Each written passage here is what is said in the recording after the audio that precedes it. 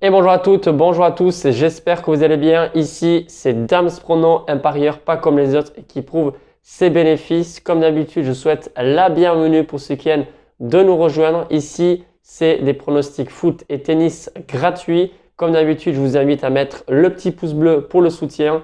Bombardez-moi cette vidéo de pouces bleus, ça fera vraiment plaisir. En ce moment, les résultats sont pas bons, mais excellents, puisque c'est un perfect qu'on a fait le week-end dernier. D'ailleurs, j'avais donné un petit pronostic pour hier, lundi, sur la Coupe d'Afrique des Nations. Bon, c'était pas une grosse cote, mais au moins c'est passé. Et comme d'habitude, je vous dis, pour ceux qui veulent des pronostics tous les jours avec des conseils, etc., vous avez la souscription. C'est quoi? C'est tout simplement un abonnement payant de 4,99 € par mois. Il suffit de cliquer sur le petit bouton rejoindre dans la page d'accueil de YouTube et vous avez tout ce qu'il faut. Bref, pour aujourd'hui, ça sera une vidéo avec des grosses cotes, de très grosses cotes. On va parler de deux grosses affiches avec la Super Coupe d'Espagne entre le Barça et le Real pour la demi-finale. Et ensuite sur la FA Cup, la rencontre entre Tottenham et Chelsea. Là, pour une fois, ce sera uniquement des paris vraiment à de très grosses cotes. Donc, ce qui veut dire qu'il ne faut pas miser gros sur ce genre de pronostic. Si ça passe, c'est sûr, ça fait beaucoup d'argent. Mais on ne va pas dire que j'ai une grosse confiance comme j'ai pu l'avoir pour le week-end dernier avec notamment ce match du championnat espagnol. C'est passé d'ailleurs, ça fait vraiment plaisir. Vous avez été très nombreux à me suivre, que ce soit sur Facebook ou sur YouTube et sur les autres réseaux sociaux. Franchement, je suis content parce que voilà, c'était important. Il fallait que ça passe pour vraiment avoir, on va dire, un mois de janvier beaucoup plus tranquille. Moi, je fais très peu de paris, vous le savez. De toute façon, tout ce que je parie, je poste sur Instagram, pour ceux qui ne le savent pas. Mais quand même, ça fait plaisir parce que je le sais, il y a quand même beaucoup de monde qui est en perte. Et quand on essaie de se refaire, on est dans une zone de pression, on va dire. Enfin bref.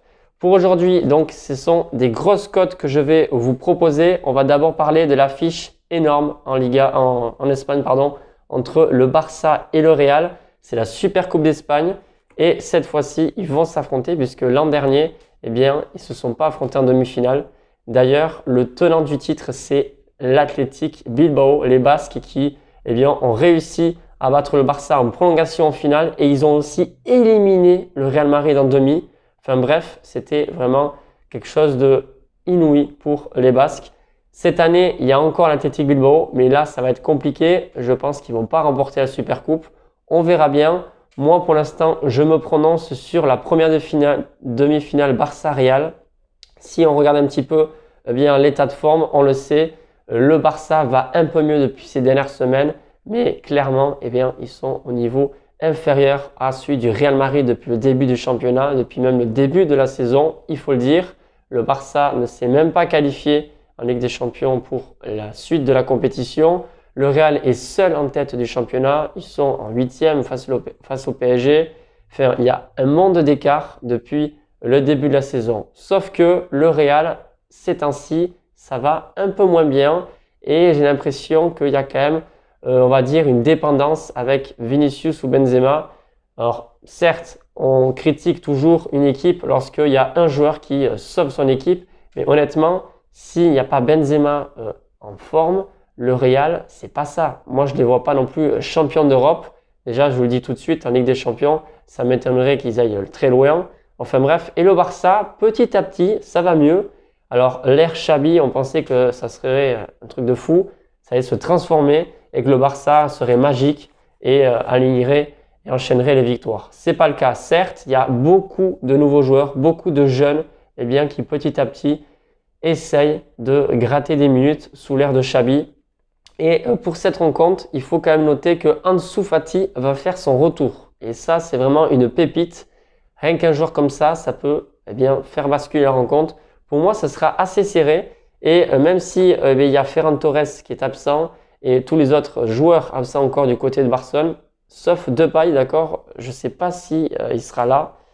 Si vous avez des infos sur Depay, vraiment dites-le moi parce que l'Hollandais est incertain.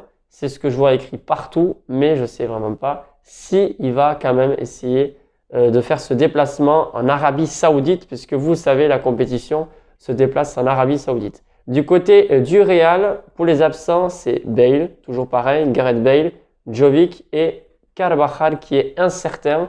Pareil, je ne sais pas s'il va jouer. En tout cas, eh bien, sur cette rencontre, moi je vous vois tout simplement un match nul. La cote est belle, elle est de 3,75.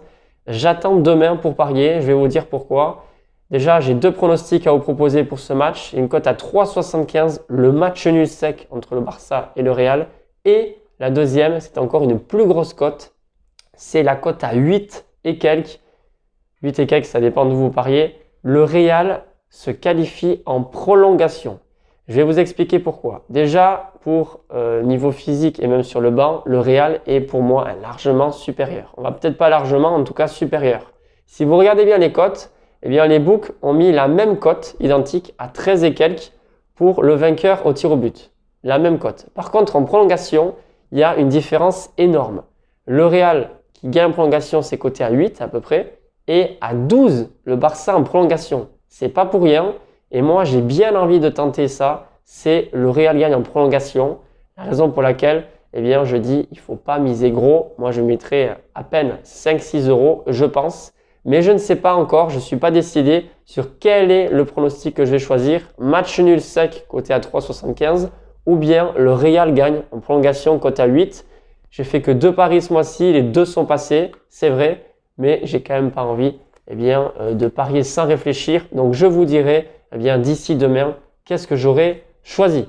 Donc pour cette rencontre, je vous ai donné mes deux pronostics. Ensuite, on va basculer en Angleterre face à Tottenham, face à Chelsea. Pareil, la demi-finale, sauf que là, c'est match aller, match retour. Et franchement, pour Tottenham, ça s'annonce très compliqué. Gareth Bale, en plus, en ce moment, il n'est pas très bon. Son, il est absent pour cette demi-finale retour. Chelsea a gagné 2-0 à l'aller. La raison pour laquelle pour Tottenham, ça sera compliqué. Mais attention, on ne sait jamais, tout est possible dans le football.